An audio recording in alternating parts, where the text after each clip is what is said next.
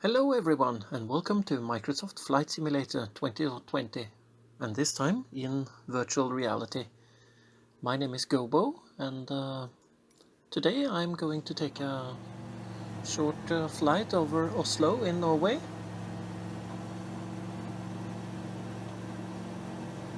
I'm running this game through virtual desktop. I tried using Oculus Link a little bit earlier, and it was really choppy. This is my first time trying virtual desktop, and everything is extremely smooth. To get it running, I had to start up the app and launch Steam VR and Microsoft Flight Sim through there.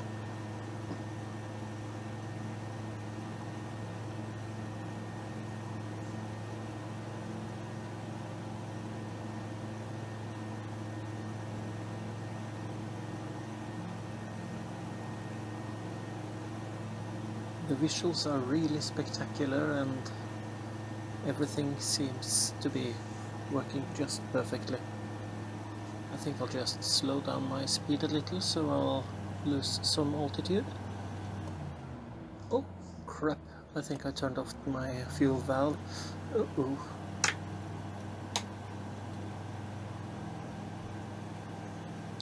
I have a CH throttle quadrant that I use for along with a yoke, and one of the buttons are mapped to the fuel valve, and I accidentally bumped against it. That's the one drawback with virtual reality, but the advantages are so mind-bogglingly. I don't have words for it. It's just, you have to experience it to really get a feeling of being up in the air.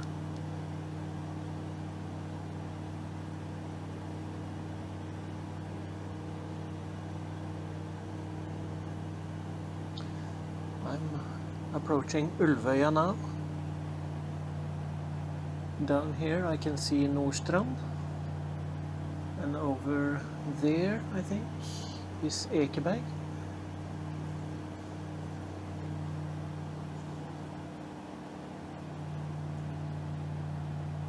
That little island with a sandy middle, that is Langøyene.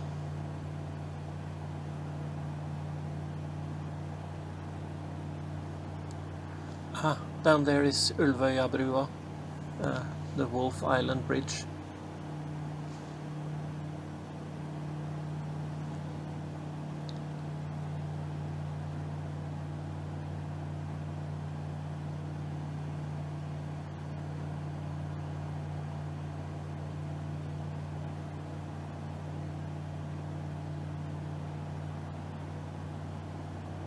That little island with those few trees in the middle just looks weird. I've had to lower the details of the game to get this working well in VR, so some of the landscape is popping in as I approach it, and the road detail is a little lackluster, but still it's way better than Explain 11. And that road is not at that angle in the real life.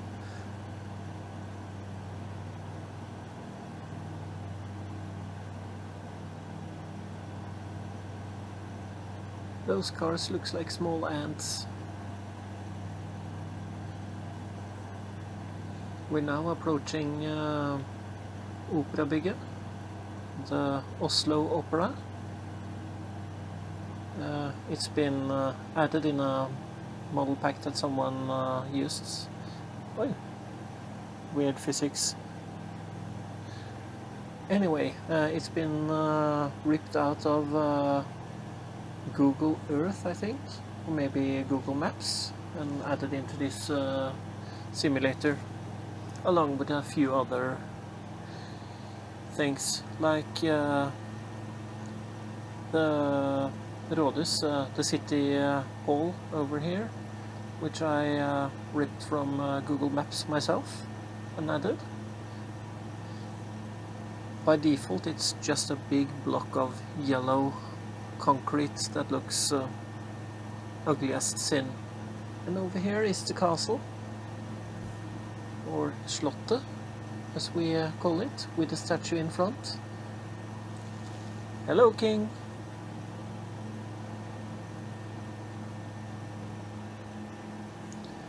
On top of that hill over there, you can just barely see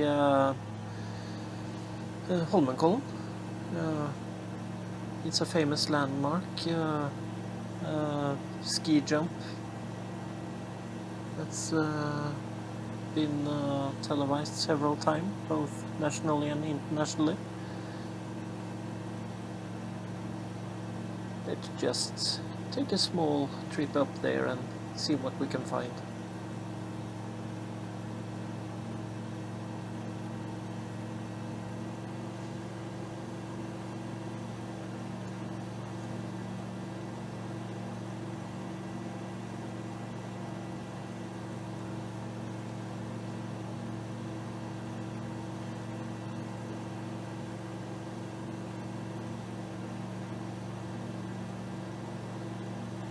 I had to lower the detail on the clouds as well, but still, they look fluffy and cute. Not exactly extremely detailed, but they don't look as bad as on low detail.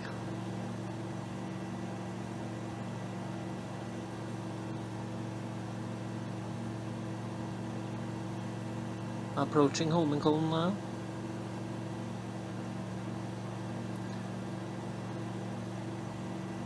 It's a little bit of a shame that when you rip models out of real-world maps and add it into the sim like this, it turns out to have a rather different color spectrum.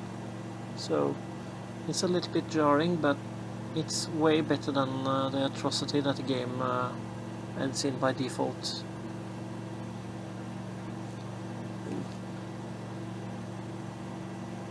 Just flying by like this. Wow. This is not comparable to watching it on a flat screen, even with track IR. It's just stunning and so smooth.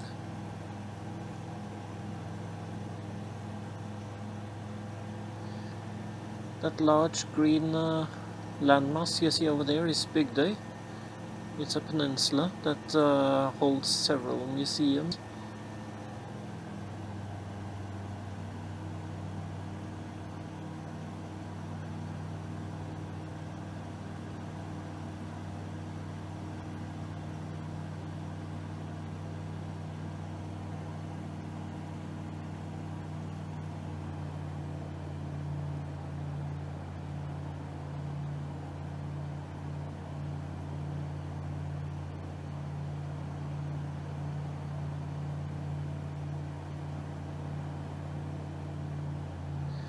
Try a water landing, and when I glance up like this, it's because I'm looking below my headset, trying to get a glimpse of my throttle quadrant. Uh-oh, a little too slow, but fast picking up speed. Let's see if we can't land in the water there and take a look over to Hovedøya, also known as Main Island. It has a rather nice cove in the back that's very popular in the summer with families.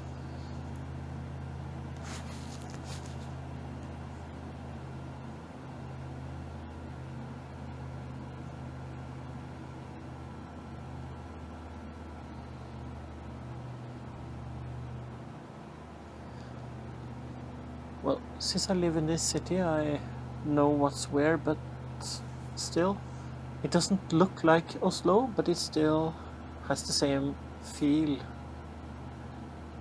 I mean, every building is here, but it's just different. And there's a lot more pine trees than you'll actually see if you visit the town. I think it's coniferous is the right word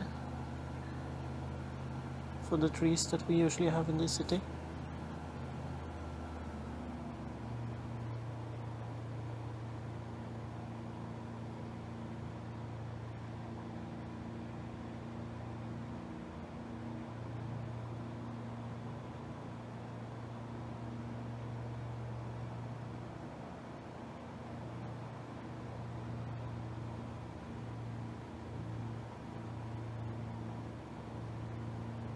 Okay, almost down.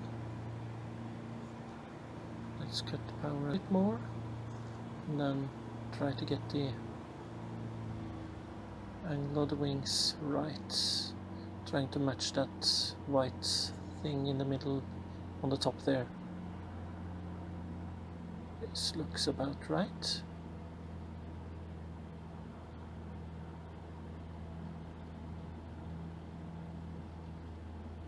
And touchdown. Or should I say water down? I'm not sure.